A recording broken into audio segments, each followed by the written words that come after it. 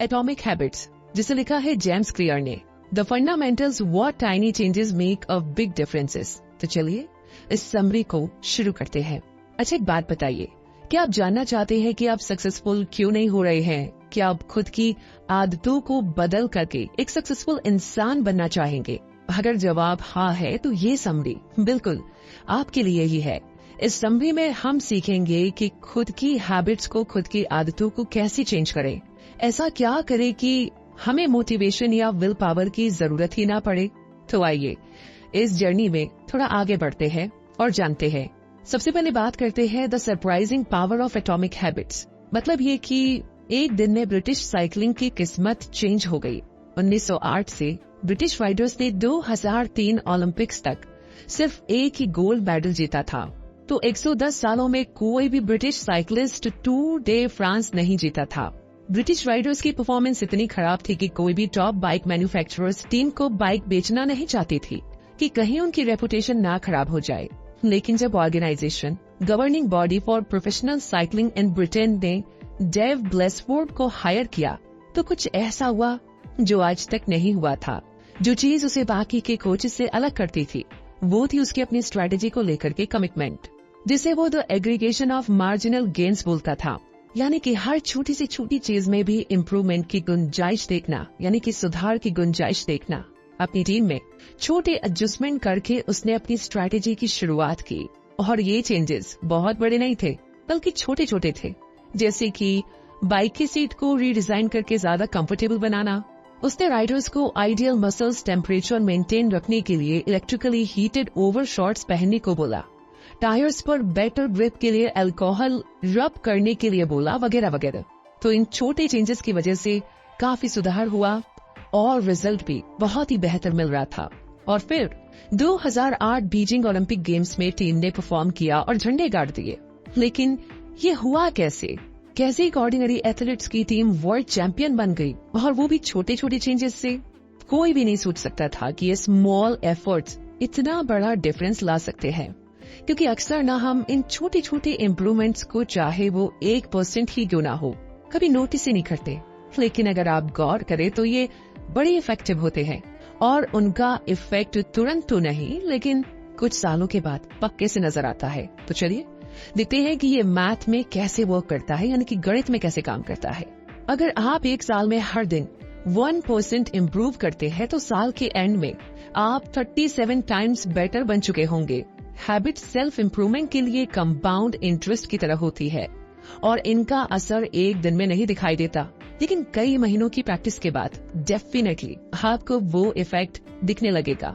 हालांकि इसका sad part ये है कि ये इतनी स्लो पेस में असर करती है कि कई बार बैड हैबिट से छुटकारा पाने में बहुत टाइम लग जाता है।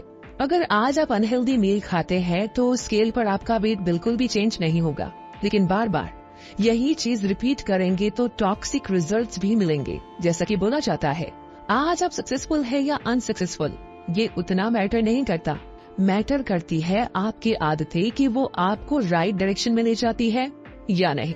सोचिए इस बारे में। वैसे आगे बढ़ते हैं इसी के साथ और अब बात करते हैं कि आपकी हैबिट्स कैसे आपकी आइडेंटिटी को शेप करती है। मतलब ये कि बुरी आदतों को छोड़ना इतना मुश्किल क्यों है, जबकि अच्छी आदतें जल्दी से अपनाई भी नहीं जाती। बहुत मुश्किल होता है इन्हें अपनाना। तो चाहे हम कितने भी अच्छे इंटेंशन के साथ चले, बुरी आदतें एक बार लग जाए तो पीछा नहीं छोड़ती। हम लाख कोशिश कर ले उन्हें चेंज करने की, लेकिन अक्सर हम फेल हो जाते हैं और इसकी वजह है हम गलत चीजों को चेंज करने की कोशिश करते हैं और दूसरा हमारा तरीका सही नहीं होता। तो बहुत से लोग प्रोसेस ऑफ चेंज शुरू करने के लिए उस चीज पर फोकस करने लगते हैं जो उन्हें अचीव करनी होती है। ये हमें आउटकम बेस्ड हैबिट में लेकर आता है। लेकिन अगर हम आइडेंटिटी बेस्ड हैबिट्स बिल्ड करनी शुरू करें तो हम इस चीज पर फोकस करना शुरू कर देंगे कि हमें क्या बनना है। मान लीजिए कि लोग सिगरेट छोड़ना चाहते हैं। फर्स्ट पर्सन को जब सिगरेट ऑफर की जाती है तो वो बोलता है नो थैंक यू, मैं सिगरेट छोड़ने की कोशिश कर रहा हूँ। अब ये सुनने में ना बड़ा रीजनेबल लगता है, लेकिन देखा जाए तो ये आदमी ये बात मानता है कि वो बेसिकली एक स्मोकर है जो अब कुछ और बनना चाहता है। वो अपने बिहेवियर में एक चेंज चाहता है, जबकि उसके बिलीफ्स अभी भी सेम है। दूसरे आदमी को जब सिगरेट ऑफर की जाती है तो वो भी मना कर देता है। लेकिन यहाँ पर उसके बोलने का तरीका अलग है, नो थैंक यू, लेकिन वह सिगरेट नहीं पीता। तो देखा आपने, स्मॉल डिफरेंस, एकदम छोटा सा चेंज है, लेकिन सिर्फ इससे ही दोनों की आइडेंटिटी चेंज हो जाती है। ज्यादातर लोग इम्प्रूवमेंट करते वक्त आइडेंटिटी चेंज के बारे में सोचते तक नहीं है। आप अपने एक एस्पेक्ट को लेकर के जितना ज्यादा प्राउड फील करेंगे, उतना ही आप नई आदतों को अपनाने के लिए मोटिवेट होंगे। आपको न बस ये डिसाइड करना है कि आप क्या बनना चाहते हो, और अपनी हैबिट्स में छोटे छोटे चेंजेस ला करके आप ये बात साबित कर सकते हो। और इसी के साथ आगे बात करते हैं सिंपल स्टेप्स में बेहतर हैबिट्स को कैसे बिल्ड करें। आइए इसे समझते हैं। एक साइकोलॉजिस्ट एडवर्ड ने एक एक्सपेरिमेंट किया 1898 यानी कि 1898 में, जिसमें पता चला कि हम करंटली हैबिट्स और रूल्स को कैसे समझते हैं, जो कि बाद में हमारा बिहेवियर बन जाती है। तो एडवर्ड को एनिमल्स का बिहेवियर स्टडी करने का बहुत शौक था, इसीलिए उन्होंने बिल्लियों से शुरुआत की। उन्होंने हर बिल्ली को, हर कैट को एक डिवाइस पजल बॉक्स के अंदर रखा। बॉक्स के अंदर एक डोर बनाया था ताकि कैट इजीली निकल सके। एक लीवर प्रेस करके या एक कोड लूप पुल करके ये डोर खुल जाता था। ज्यादातर कैट्स बॉक्स के अंदर जाते ही बाहर निकलने की कोशिश करती थी, तो कैट्स अपनी नोज कॉर्नर्स में घुसा के देखती, अपने पंजे मारती और फिर कुछ मिनट के बाद उन्हें लीवर दिखता और फिर डोर खोल करके बाहर आ जाती थी। तो ऐसा 20 से 30 बार के ट्रायल के बाद, उनका बिहेवियर ऑब्जर्व करने के बाद ये पता चला कि कैट्स को बार बार बॉक्स में जाना हैबिचुअल लगने लगा और अंदर जाते ही वो लेवल प्रेस करके बाहर निकल आती थी। बार बार की प्रैक्टिस से कैट्स ने मिस्टेक्स कम की और सोल्यूशन पर फोकस किया। तो इस स्टडी से एडवर्ड लर्निंग प्रोसेस को कुछ ऐसे डिस्क्राइब करते हैं, जो बिहेवियर सेटिस्फाइंग रिजल्ट्स देते हैं हम उन्हें रिपीट करते हैं, और जिनका रिजल्ट हमारे फेवर में नहीं होता हम उन बिहेवियर्स को अपनी हैबिट्स में शामिल नहीं करते। तो हैबिट्स क्रिएट करने के प्रोसेस को हम 4 इजी स्टेप्स में डिवाइड कर सकते हैं। सबसे पहला है क्यू, दूसरा है क्रेविंग, तीसरा है रिस्पॉन्स और चौथा है रिवॉर्ड।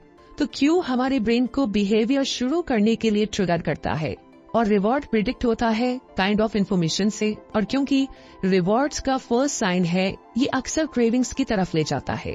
क्रेविंग्स एक तरह से मोटिवेशनल फोर्स है। बिना किसी भी डिजायर के हम कोई एक्शन नहीं लेते। आपको सिगरेट स्मोकिंग की क्रेविंग्स नहीं होती, बल्कि उस रिलीफ की होती है जो सिगरेट पीने से मिलती है। थर्ड प्लेस पर रिस्पॉन्स आता है, और यही वो एक्चुअल हैबिट है जो आप बनाते हैं, जो किसी भी थॉट या एक्शन के फॉर्म में हो सकती है। चाहे कोई एक्चुअल रिस्पॉन्स हो या नहीं, ये डिपेंड करता है कि आप कितने मोटिवेटेड है। और फाइनली रिस्पॉन्स ही रिवॉर्ड लाता है। तो ये बेसिकली किसी भी हैबिट का गोल होता है। क्यों रिवॉर्ड को नोटिस करता है, क्रेविंग्स उस रिवॉर्ड की डिजायर रखती है, और रिस्पॉन्स रिवॉर्ड अचीव करने से जुड़ा हुआ है।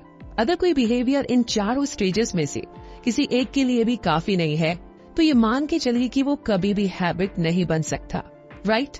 तो आइए आगे बढ़ते हैं और बात करते हैं the man who didn't look right. Human brain एक प्रिडिक्शन मशीन की तरह है। ये हर स्मॉल डिटेल को ऑब्जर्व करता है। ये हर टाइम ऑब्जर्व करता है कि आपके आसपास क्या चल रहा है, जो काम आपकी हैबिट में शामिल है। जैसे कि एक पैरामेडिक एक हार्ट अटैक पेशेंट का फेस देख करके ही समझ जाता है कि अटैक आने वाला है, उसी तरीके से आपका ब्रेन भी नोटिस करने लगता है कि क्या चीज आपके लिए इम्पोर्टेंट है। और जितनी आपकी प्रैक्टिस बढ़ेगी, आप खुद ही हम क्यूज को नोटिस करना शुरू कर देंगे, जो सर्टेन रिजल्ट्स को प्रिडिक्ट करती है। वो क्यूज जो हमारी हैबिट्स को इतना कॉमन बना देते हैं कि हमें नजर भी नहीं आते। लेकिन नई आदतें बनाने से पहले हमें अपने करंट हैबिट्स पर, हमारी जो आज की आदतें हैं, उन पर ध्यान देना होगा।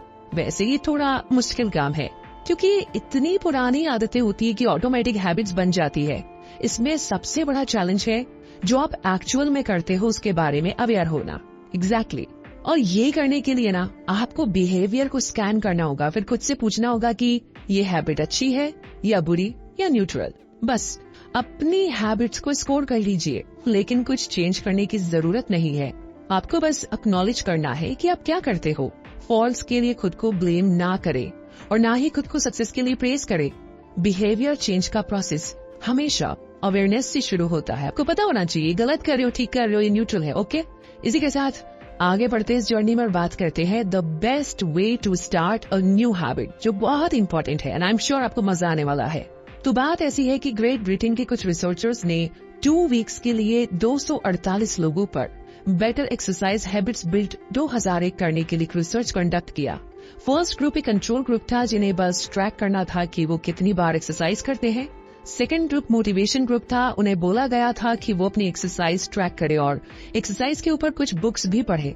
इसके अलावा रिसर्चर्स ने उन्हें बोला कि वर्कआउट करने से कोरोनरी हार्ट डिजीज का रिस्क कम होता है और हार्ट हेल्थ इंप्रूव होती है। लास्ट में थर्ड ग्रुप को सेकंड ग्रुप की तरह सेम डेटा प्रेजेंट किया गया था, जिसका मतलब था कि उन्हें भी इक्वल लेवल मोटिवेशन मिली। हालांकि उन्हें एक प्लान बनाने के लिए भी बोला गया था कि उन्हें कब और कहां एक्सरसाइज करना है। अब इसे और स्पेसिफिक वे में करने के लिए थर्ड ग्रुप के हर मेंबर ने लिखा, अगले नेक्स्ट वीक के अंदर मैं एटलीस्ट 20 मिनट्स की हार्ड एक्सरसाइज करूंगा, इस दिन और इस टाइम और इस जगह पर। फर्स्ट और सेकंड ग्रुप में 35 से 38% लोगों ने वीक में एटलीस्ट एक बार वर्कआउट किया।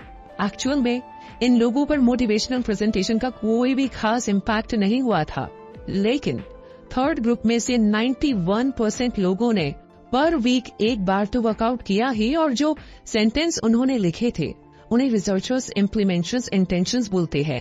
एक प्लान जो आप पहले से बनाकर रखते हो कि आप कब और कहां एक्शन लोगे। तो कई रिसर्चर्स ने साबित किया है कि इम्प्लीमेंशन इंटेंशंस हमें अपने गोल से कनेक्टेड रहने में हेल्प करते हैं। कई लोगों को लगता है कि उनके पास कोई मोटिवेशन नहीं है, लेकिन सच ये है कि वो अपने गोल को लेकर के क्लियर नहीं है। कब और कहां एक्ट करना है ये ऑब्वियस नहीं होता, लेकिन बिहेवियर का फर्स्ट लॉ है इसे ऑब्वियस बनाना। ऑब्वियस होना एक प्रैक्टिकल तरीका है ताकि आपको अपनी आदतों के लिए क्लियर क्यूज मिल सके और आप एक प्लान डिजाइन कर सके कि कब और कहां एक्ट करना है। तो आइए इसी प्लान के साथ थोड़ा और आगे बढ़ते हैं और बात करते हैं motivation is overrated, environment often matters more. जी हाँ, मतलब ये कि बॉस्टन के मैसाचुसेट्स जनरल हॉस्पिटल में एक प्राइमरी केयर फिजिशियन एने को एक क्रेजी आइडिया आया। उसे लगता था कि वो हॉस्पिटल स्टाफ और विजिटर्स की ईटिंग हैबिट्स को बेटर बना सकते हैं, वो भी उनका मोटिवेशन चेंज किए बिना या उनके बगैर किसी डिस्कशन के। तो उसने अपने कलीग के साथ मिलकर के हॉस्पिटल के कैफेटेरिया का चॉइस आर्किटेक्चर चेंज करने के लिए एक 6 मंथ स्टडी कंडक्ट की। सबसे पहले तो उन्होंने अरेंजमेंट ऑफ ड्रिंक्स चेंज किए, रेफ्रिजरेटर कैश रजिस्टर के पास रखे थे और उनमें सिर्फ सोडा रखा होता था, तो उन्होंने सोडा के बदले वाटर बॉटल्स रखवा दी। सिर्फ रेफ्रिजरेटर में ही नहीं बल्कि रूम के फूड स्टेशन में भी। तो सोडा अभी भी मेन रेफ्रिजरेटर में था, लेकिन वाटर अब सब जगह अवेलेबल था। अगले 3 महीने में सोडा की सेल 11.4% तक डिक्लाइन हो गई थी, जबकि बॉटल वाटर की सेल 25.8% इंक्रीज हो गई थी। तो इसी तरह के चेंजेस कैफेटेरिया के फूड में भी किए गए और यहाँ भी उन्हें सेम रिजल्ट्स मिले, लेकिन किसी ने कुछ नोटिस नहीं किया। अक्सर लोग चीजें इसलिए नहीं लेते या खाते कि उन्हें वही चीज चाहिए, बल्कि उनका लेना या खाना डिपेंड करता है कि वो चीज रखी कहाँ पर है। मान लीजिए आप किचन में गए, वहाँ पर आपको 1 प्लेट कुकीज मिल जाती है, तो आप तुरंत कुकीज खाने बैठ जाओगे। आप इसलिए नहीं खा रहे हो कि आपको भूख लगी है, बल्कि आपको ना कुकीज दिख गई है तो आपको खाने का मन किया और आपने खा लिया। बस आपकी हैबिट्स भी ना इसी तरीके से चेंज हो जाती है। बस डिपेंड करता है कि आप कहाँ पर हो और आपके सामने क्या क्यूज है। ह्यूमन बिहेवियर फॉर्म करने में एनवायरनमेंट का इनविजिबल हाथ माना जाता है। चाहे हमारी पर्सनैलिटीज कितनी भी डिफरेंट क्यों ना हो, कुछ बिहेवियर खुद ब खुद हमारे एनवायरनमेंट कंडीशन की वजह से भी बन जाते हैं। अनफॉर्चुनेटली जिस एनवायरनमेंट में हम रहते हैं और काम करते हैं, हमें कुछ स्पेसिफिक एक्शंस लेने से रोक देता है, क्योंकि बिहेवियर को ट्रिगर करने का कोई ऑब्वियस क्यू होना जरूरी है। तो आप किसी हैबिट को अपनी लाइफ का मेन पार्ट बनाना चाहते हो तो क्यू को अपने एनवायरनमेंट का मेन पार्ट बनाइए। और इसी के साथ अब आगे बात करते हैं the secret to self control, और ये बहुत जरूरी है। एक्चुअली जब वियतनाम वॉर अपने 16th ईयर में चल रही थी, तो कनेक्टिकट से कांग्रेसमैन रॉबर्ट 1971 स्टीलिए और इलिनॉय से मॉर्गन मर्फी ने एक डिस्कवरी की जिसने अमेरिकन पब्लिक को हैरान कर दिया। उन्होंने जब ट्रूप विजिट किया तो उन्हें पता चला कि जितने भी यूएस सोल्जर्स वहाँ पर भेजे गए थे, उनमें से ऑलमोस्ट 15% ड्रग एडिक्ट थे। इसके फॉलोअप रिसर्च से ये बात सामने आई कि वियतनाम भेजे गए 35% सर्विस मेंबर हेरोइन ट्राई कर चुके थे और 20% को ड्रग की लत थी। इस डिस्कवरी की वजह से एक special action office of drug abuse prevention create किया गया ताकि जब ये सर्विस मेंबर वापस अमेरिका लौटे तो उनकी ये लत छुड़ाई जा सके या उन्हें रिहैब में रखा जाए। तो ली रॉबिन्स एक रिसर्च इंचार्ज थे और उन्होंने साबित किया कि अगर एनवायरनमेंट में रेडिकल चेंज आ जाए तो एडिक्शंस भी तुरंत डिसअपियर हो सकता है। वियतनाम में गए हुए सोल्जर्स अपना सारा टाइम ऐसी क्यूज के बीच स्पेंड करते थे जो उन्हें हेरोइन लेने के लिए ट्रिगर करता था। एक तो ये इजीली एक्सेसिबल था, ऊपर से वॉर का स्ट्रेस, और फिर उनके साथी भी हेरोइन यूजर्स थे, और अपने घर परिवार से दूर रहने का टेंशन एक एंजाइटी क्रिएट करता था। लेकिन जब ये सोल्जर्स वापस अमेरिका आए तो उन्हें ऐसा माहौल मिला जिसमें ऐसे कोई क्यूज थे ही नहीं जो उन्हें ड्रग लेने पर मजबूर करते। इसीलिए उनकी हैबिट्स भी खुद ही चेंज हो गई। इसीलिए वियतनाम स्टडी बैड हैबिट्स को लेकर के हमारे बहुत से कल्चरल बिलीफ्स को गलत साबित करती है। हमारा कल्चर सिखाता है कि हमारी सारी प्रॉब्लम्स का सोल्यूशन बस थोड़े से डिसिप्लिन में है, लेकिन रीसेंट रिसर्चर्स ने कुछ और ही साबित किया है। जब साइंटिस्ट ने ऐसे लोगों को ऑब्जर्व किया जिनका सेल्फ कंट्रोल बहुत स्ट्रांग था, तो उन्हें पता लगा कि ये लोग भी उन लोगों से ज्यादा डिफरेंट नहीं है जो स्ट्रगल कर रहे हैं, बल्कि डिसिप्लिन लोग अपनी लाइफ में बेटर इसीलिए है क्योंकि ये लोग खुद को टेम्पटिंग सिचुएशन से दूर रखते हैं। जो लोग सबसे ज्यादा सेल्फ कंट्रोल वाले होते हैं वो सबसे कम कंट्रोल यूज करते हैं। अगर आपको हर बार कंट्रोल करने की जरूरत ना पड़े तो सेल्फ कंट्रोल प्रैक्टिस करना ज्यादा इजी होता है। दूसरे शब्दों में बोलूं तो हमारा सेल्फ कंट्रोल हमारी बुरी आदतें दूर नहीं करता है। आपकी एनर्जी कुछ ऐसी चीजों में डायरेक्ट होनी चाहिए जो ज्यादा पावरफुल है, जैसे कि अपने एनवायरनमेंट को ऑप्टिमाइज करना। अपनी अच्छी आदतों का ऑब्वियस क्यूज बनाइए और बुरी आदतों का क्यूज इनविजिबल कर दीजिए। एग्जैक्टली इतना ही करना है। आइए आगे जानते हैं कि और क्या क्या करना होगा हमें। तो बात करते हैं how to make a habit irresistible. मतलब ये कि आयरलैंड डबलिन के एक इलेक्ट्रिकल इंजीनियरिंग स्टूडेंट रॉनन को नेटफ्लिक्स देखना बहुत पसंद है, लेकिन उसे ये भी पता है कि उसे एक्सरसाइज करनी चाहिए। तो उसे एक आइडिया आता है, वो अपने स्टेशनरी बाइक को अपने लैपटॉप और टीवी से कनेक्ट कर देता है। फिर वो एक ऐसा कंप्यूटर प्रोग्राम बनाता है जिससे साइकिल को एक खास स्पीड पर चलाने पर नेटफ्लिक्स काम करने लगता है। उसने टेम्पटेशन को इस तरह यूज किया कि अब उसे एक्सरसाइज करना और भी मजेदार लगने लगा। तो ये चीज कैसे काम कर गई? सिंपल है, जो एक्शन आपको करने की जरूरत है उसे उस एक्शन से कनेक्ट कर दीजिए जो आप करना चाहते हैं। तो टेम्पटेशन बंडलिंग मेथड है एक साइकोलॉजिकल थ्योरी को अप्लाई करने का, जिसे प्रेमैक्स प्रिंसिपल बोलते हैं। और ये प्रिंसिपल बेसिकली ये बताता है कि अगर आप कोई चीज नहीं भी करना चाहते हैं तो भी आप उसे करने पर मजबूर हो जाते हैं। वो इसीलिए क्योंकि आपको ऐसा करने में ना कुछ ऐसा मिल रहा है जो आप वाकई में अचीव करना चाहते हैं। इसका मतलब है हैबिट्स को अट्रैक्टिव बनाना या फेवरेबल बनाना, जिसके बदले में कुछ भी छोड़ना ना पड़े। इसी के साथ आगे बढ़ते हैं, बात करते हैं the role of family and friends in shaping your habits. और ये भी काफी ज्यादा इम्पोर्टेंट है क्योंकि हम अपनी फर्स्ट हैबिट्स चूज नहीं करते, हम ना उन्हें नकल करते हैं। क्योंकि हम अपनी फैमिली और फ्रेंड्स, अपने चर्च, अपने स्कूल, अपनी लोकल कम्युनिटी और सोसाइटी, इन सबको फॉलो करते हैं। हर कल्चर और ग्रुप के अपने कुछ स्टैंडर्ड्स होते हैं जो कि हमारी हैबिट्स को अफेक्ट करती है। हम अपने करीबी लोगों को अनजाने में ही इमिटेट करते हैं, उनकी हैबिट्स को पिक कर लेते हैं। हम अपने पेरेंट्स की कॉपी करते हैं, उनकी जैसे ही आर्ग्यूमेंट्स और फाइट्स को हैंडल करने की कोशिश करते हैं। इतना ही नहीं, हम अपने को-वर्कर्स को भी कॉपी करते हैं। ये एक जाना माना रूल है, अगर आप किसी के क्लोज है तो पॉसिबल है कि आप उन्हें कॉपी करें। एक स्टडी से पता चला है कि अगर हमारा कोई फ्रेंड फैट है तो हमारे फैट होने के चांसेस भी 57% बढ़ जाते हैं, या इसके उलट भी हो सकता है। एक तरह से बोले तो हमारे दोस्त और फैमिली इनविजिबल पीयर प्रेशर है। ये जिस डायरेक्शन में जाते हैं हम भी उधर ही जाते हैं। बिल्कुल, पीयर प्रेशर तभी बुरा है जब वो बैड इन्फ्लुएंस डाले। इसीलिए बेस्ट थिंग है कि ऐसा कल्चर ज्वाइन कीजिए जहाँ पर आपकी गुड हैबिट्स को वेलकम और एनकरेज किया जाए। इसी के साथ आगे बात करते हैं how to find and fix the causes of your bad habits. मतलब ये कि आप किसी भी हार्ड हैबिट को इजी बना सकते हैं अगर आप उसे एक पॉजिटिव माइंडसेट से लिंक करते। जैसे कि हम हमेशा बोलते हैं कि हमें ये करना है, वो करना है, लेकिन अगर हम सिर्फ एक वर्ड चेंज कर दे तो क्या होगा? मुझे काम पर जाने के लिए उठना है के बजाय अगर हम बोले कि मैं इसलिए उठता हूँ कि काम पर जाऊँ, वर्ड्स को सिंपली चेंज करके आप अपना पूरा पर्सपेक्टिव बदल देते हैं। इस तरह से आप अपनी हैबिट्स के बेनिफिट्स को हाईलाइट करते हैं, ना कि सेटबैक और डिसएडवांटेजेस को। जो चीज आप में बैड हैबिट्स लाती है उसे ढूंढ करके फिक्स करने का सीक्रेट है कि आप उस एसोसिएशन को रीफ्रेम करो जो उसके बारे में आप सोचते हो। इस तरह से आप किसी भी हार्ड और बुरी हैबिट को एक मजेदार हैबिट में टर्न कर सकते हैं। इसी के साथ आगे बात करते हैं walk slowly but never backward. जी हाँ, हैबिट फॉर्म करना एक प्रोसेस है जिसमें एक बिहेवियर रिपीटेशन के बाद ऑटोमेटिक रिफ्लेक्स बन जाता है।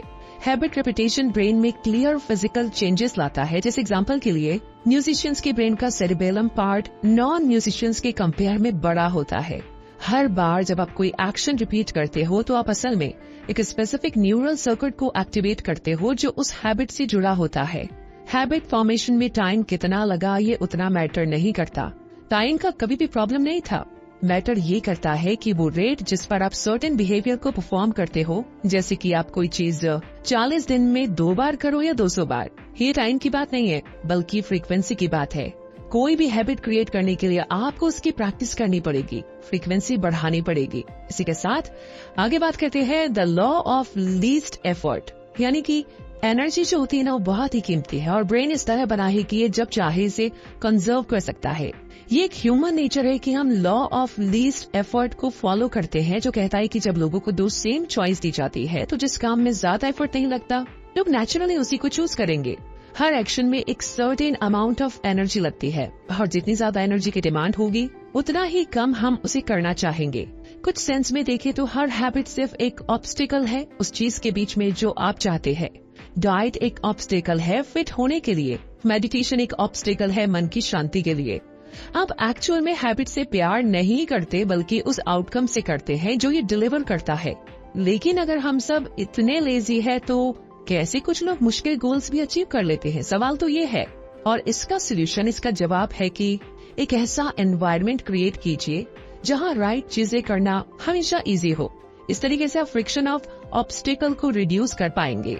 जैसे कि मील डिलीवरी सर्विस ग्रोसरी शॉपिंग का फ्रिक्शन डिक्रीज करती है, जैसे डेटिंग एप्स की वजह से सोशल इंटरेक्शन करने का फ्रिक्शन कम हो गया है। इसी तरीके से और भी बहुत सारी चीजें। बेहतर हैबिट्स क्रिएट करने के स्ट्रगल में ऐसे तरीके एक्सप्लोर कीजिए जो गुड हैबिट से जुड़े हुए फ्रिक्शन को कम करे और हमारी बैड हैबिट से कनेक्टेड फ्रिक्शन इंक्रीज करे। तो इसी के साथ आगे बात करते हैं अब how to stop procrastinating by using the 2 minute rule. ये बड़ा इंटरेस्टिंग है कि ये कैसे काम करेगा, आइए जानते हैं। अगर आप कुछ बहुत बड़ा शुरू करना चाहते हैं और बिग स्टेप्स लेकर के आपको ये इजी भी लगता है तो भी आपको बेबी स्टेप से शुरू करना चाहिए, क्योंकि हम सब बहुत जल्दी बहुत ज्यादा करने की कोशिश करते हैं क्योंकि हम चेंज को लेकर के इतने एक्साइटेड जो रहते हैं। लेकिन एक टेंडेंसी आपको ऐसा करने से रोकती है और वो है 2 मिनट रूल, जो कहती है कि जब आप कोई नई आदत, नई हैबिट शुरू करते हैं तो इसे करने में ना 2 मिनट से कम टाइम लगना चाहिए। आप देखेंगे कि ऑलमोस्ट हर हैबिट 2 मिनट में ही लर्न की जा सकती है। जैसे कि रोज रात को सोने से पहले कोई बुक पढ़ने वाली हैबिट बन जाती है। रोज रात 1 पेज पढ़ के सोना, 30 मिनट योगा करो, ये हैबिट्स बन जाती है। तो पॉइंट ये है कि किसी पर्टिकुलर हैबिट को अपनाने के लिए इजी वे में शुरू कीजिए। आप चाहे 1 मिनट मेडिटेट करो, 1 पेज पढ़ो, एक कपड़ा तह लगाओ, कुछ भी करो, लेकिन शुरू तो करो। जो चीज राइट लगे उसे करना एक पावरफुल स्ट्रैटेजी है। लोगों को लगता है कि डेली किताब का 1 पेज पढ़ना बहुत बड़ा काम है, लेकिन पॉइंट ये नहीं है कि आप कितना पढ़ते हो या कितना करते हो, बल्कि ये है कि आप एटलीस्ट कर तो रहे हो। और जब आप करना शुरू करोगे तो फर्स्ट 2 मिनट्स आपके लार्जर रूटीन का एक रिचुअल बन जाएंगे। एक्चुअली ये एक आइडियल तरीका है किसी भी डिफिकल्ट स्किल में एक्सपर्ट बनने के लिए। अगर एक बार हैबिट बन जाए तो ऐसा भी पॉइंट आएगा कि आप वो एक्शन एकदम परफेक्ट वे में रूटीनली करने लगोगे। आप इस 2 मिनट रूल को हैबिट शेपिंग टेक्निक से मिक्स कर सकते हैं, जिससे कि आपकी हैबिट आपको अपना अल्टीमेट गोल दिला सके। क्योंकि कोई भी हैबिट एस्टेब्लिश करने के बाद इसे इंटरमीडिएट स्टेप्स तक ले जाए और प्रोसेस को तब तक रिपीट कीजिए जब तक कि आप इसमें एक्सपर्ट नहीं बन जाते। उसके बाद ही अगले लेवल तक जाइए। फिर आप देखेंगे कि जो हैबिट आप बिल्ड कभी करना चाहते थे वो आज आपकी पर्सनैलिटी का पार्ट बन गई है। राइट, एकदम 2 मिनट वाले रूल से। तो आइए आगे अब बात करते हैं how to make good habits inevitable and bad habits impossible. मतलब ये कि इस समर की बात है। विक्टर ह्यूगो एक फ्रेंच राइटर थे और एक इम्पॉसिबल डेडलाइन से परेशान थे। उसने 12 महीने पहले अपने पब्लिशर को एक नई किताब लिखने का प्रॉमिस किया था, लेकिन लिख नहीं पाया था। इसके बदले उसने दूसरे प्रोजेक्ट्स पर काम शुरू कर दिया था और अपना प्रॉमिस डिले करता रहा। ह्यूगो का पब्लिशर फ्रस्ट्रेट हो गया, इसलिए उसने 6 मंथ्स के अंदर की एक डेडलाइन सेट कर दी। ह्यूगो को बोला गया कि उसे फरवरी 1831 तक बुक को कंप्लीट करनी है और 1830 की डेडलाइन ऑलरेडी दी थी। अब वो कैसे डेडलाइन से पहले कंसंट्रेट करके एक बढ़िया किताब लिखे। लेकिन ह्यूगो ने एक अजीब काम किया। उसने अपने सारे कपड़े एक असिस्टेंट को दिए और बोला इन्हें लॉक करके रख दो। इस तरह अब उसके पास बाहर जाने के लिए कोई कपड़े नहीं बचे थे, तो उसके पास घर में बैठकर के किताब लिखने के अलावा कोई भी ऑप्शन नहीं बचा था। 1830 के पूरे फॉल और विंटर सीजन में वो जी जान से लिखता रहा। उसकी ये book the hunchback of Notre Dame जनवरी 14, 1831 से 2 हफ्ते पहले ही पब्लिश हो गई थी। तो अच्छी आदतें इजीली बनाना सक्सेस नहीं है, बल्कि बैड हैबिट्स को हार्ड बनाना है। एग्जैक्टली। आगे बात करते हैं अब the cardinal rule of behaviour change. मतलब ये कि जब कोई एक्सपीरियंस सेटिस्फाई करता है तो हम उस बिहेवियर को ज्यादा रिपीट करते हैं, और ये पूरी तरह लॉजिकल है, क्योंकि प्लेजर चाहे छोटी छोटी चीजों का ही क्यों ना हो, हमारे ब्रेन को एक सिग्नल भेजता है कि ये चीज अच्छी है, इसे दोबारा करो। अब च्युइंगम का ही एग्जांपल ले लीजिए। शुरुआत के च्युइंगम्स में कोई टेस्ट नहीं होता था, सिर्फ ब्लेंड रेजिन्स, बिल्कुल भी टेस्टी नहीं। लेकिन 1891 में इसमें फ्लेवर्स ऐड किए जाने लगे। तो ये बात भी लॉजिकल है कि अगर किसी एक्सपीरियंस में मजा नहीं आता है तो उसे रिपीट करने का कोई मतलब नहीं है। कार्डिनल रूल यही कहता है जिसमें रिवॉर्ड मिले वही चीज रिपीट की जाती है, और जिसमें पनिशमेंट मिले उसे अवॉइड किया जाता है। लेकिन ये नियम, ये रूल थोड़ा सा ट्रिकी है। हम सिर्फ किसी तरह का सेटिस्फैक्शन ही नहीं ढूंढते, बल्कि हम इमीडिएट सेटिस्फैक्शन देखते हैं। सभी हैबिट्स का टाइम के साथ साथ अलग अलग आउटकम मिलता है, और ये आउटकम्स अक्सर अजीब होते हैं। अब जैसे कि बैड हैबिट्स का आउटकम अक्सर मजा देता है, लेकिन अल्टीमेट आउटकम बुरा होता है। जबकि गुड हैबिट्स शुरू में मुश्किल लगती है, लेकिन इसका लॉन्ग टर्म आउटकम हमें बेनिफिट देता है। तो एक रिवॉर्ड जो अभी मिलने वाला है अक्सर हमें फ्यूचर के रिवॉर्ड से ज्यादा पसंद होता है।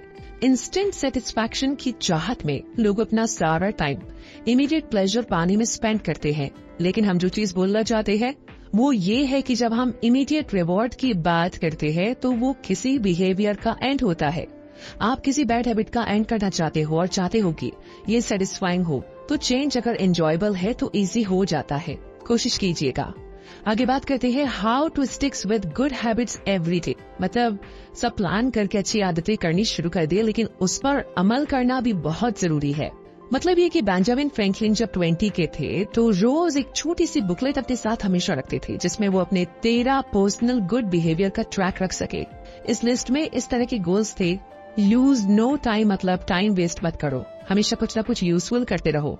हर दिन के एंड में वो अपनी लिस्ट खोलकर देखते और अपनी प्रोग्रेस को रिकॉर्ड करते थे। इसे हम हैबिट ट्रैकर भी बोल सकते हैं, और ये अपनी हैबिट्स को चेक करने का एक इजी तरीका है। हैबिट ट्रैकिंग काफी पावरफुल है क्योंकि इसमें multiple laws of behaviour change use होता है। ये किसी बिहेवियर को ऑब्वियस बनाता है, क्योंकि हर बार जब आप लिस्ट ओपन करते हो ये आपके सामने लिखा होता है, फिर एक एक्शन से दूसरा जुड़ जाता है। हैबिट ट्रैकिंग किसी भी हैबिट को मजेदार बना देती है, क्योंकि मोटिवेशन का मोस्ट इफेक्टिव फॉर्म है प्रोग्रेस, और ये हैबिट को सेटिस्फाइंग बनाती है। अब ये बात तो सब जानते हैं कि अपनी टू डू लिस्ट में से कोई आइटम क्रॉस करना कितना सेटिस्फाइंग लगता है। हम सबको रिजल्ट्स मिलना कितना अच्छा लगता है, इसमें कोई शक नहीं है। और यही वजह है कि मोटिवेटेड रहने के लिए हैबिट ट्रैकिंग बहुत जरूरी है, ताकि आपकी नजर हमेशा अपने गोल्स पर रहे। तो इसी बात को आगे बढ़ाते हुए अब बात करते हैं how an accountability partner can change everything. मतलब ये कि जैसे हम एंजॉय करने के बाद कोई एक्सपीरियंस रिपीट करते हैं, वैसे ही अगर एक्सपीरियंस पेनफुल रहा तो हम उसे अवॉइड भी करना चाहेंगे। पेन एक इफेक्टिव टीचर होता है। अगर फेलियर पेनफुल है तो हम उसे फिक्स करते हैं, लेकिन अगर किसी फेलियर का हम पे कोई इफेक्ट नहीं होता तो हम उसे इग्नोर करते हैं। मिस्टेक जितनी इमीडिएट और कॉस्टली होगी उतना ज्यादा हम सीखते हैं। जैसे कि बैड रिव्यू का डर एम्प्लॉय को अच्छा काम करने पर मजबूर कर देता है। कॉन्सिक्वेंसेज अगर एक्सट्रीम हो तो लोग जल्दी से सीख लेते हैं। इसीलिए कभी कभी एक अकाउंटेबल पार्टनर के होने से हेल्प मिलती है, क्योंकि तब आपको पता होता है कि कोई आपको वॉच कर रहा है, देख रहा है, ताकि आप मोटिवेटिंग और पावरफुल बने। अगर तुरंत रिजल्ट भुगतने पड़े तो आप काम को कभी डिले नहीं करेंगे, और अगर आप अपना वर्क डिले करते हो तो आपके बॉस की नजरों में आप एक लेजी और अनट्रस्टवर्दी इंसान हो। और ये सभी जानते हैं कि हम अपने आसपास के लोगों के ओपिनियन की कितनी ज्यादा परवाह करते हैं, जो हमें टॉप तक पहुंचने में मदद करते हैं। इसीलिए इस तरह का कोई पार्टनर होना आपके लिए ना बहुत मददगार साबित होगा। तो अब आगे बात करते हैं advance tactics, how to go from being barely good to being truly great. मतलब ये कि जब आपको किसी हैबिट की अच्छे से प्रैक्टिस हो जाती है तो ये थोड़ी बोरिंग और पार्ट ऑफ रूटीन लगती है। जो आपको चाहिए था आपको मिल गया, तो जाहिर सी बात है कि अब आपका उतना इंटरेस्ट नहीं रहेगा। और यही बोरिंगनेस ग्रेटेस्ट चैलेंज है, बहुत बड़ा चैलेंज है। हम अपनी आदतों से इसीलिए बोर हो जाते हैं क्योंकि अब वो हमें पहले की तरह सेटिस्फैक्शन नहीं दे रही। और हम हमेशा आउटकम एक्सपेक्ट करते हैं। लेकिन सच तो ये है कि ये चीज मैटर नहीं करती कि आप किस चीज में बेटर बनना चाहते हैं।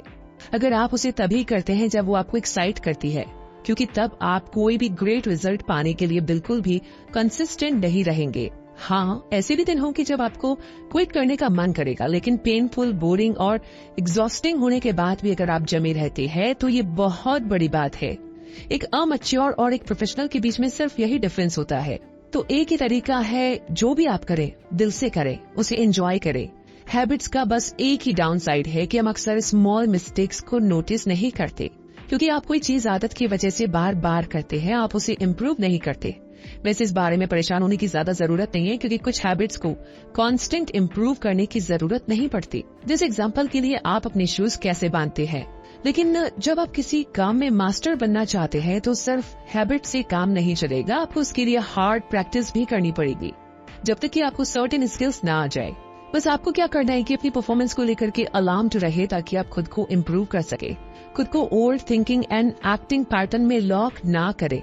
लाइफ जो है ना हमारी, हर पल चेंज हो रही है, तो आप भी अपनी हैबिट्स और बिलीफ्स को चेंज कीजिए और खुद में कभी भी सेल्फ अवेयरनेस की कमी ना आने दे। ये बहुत बड़ी चीज है और बहुत ही कमाल की।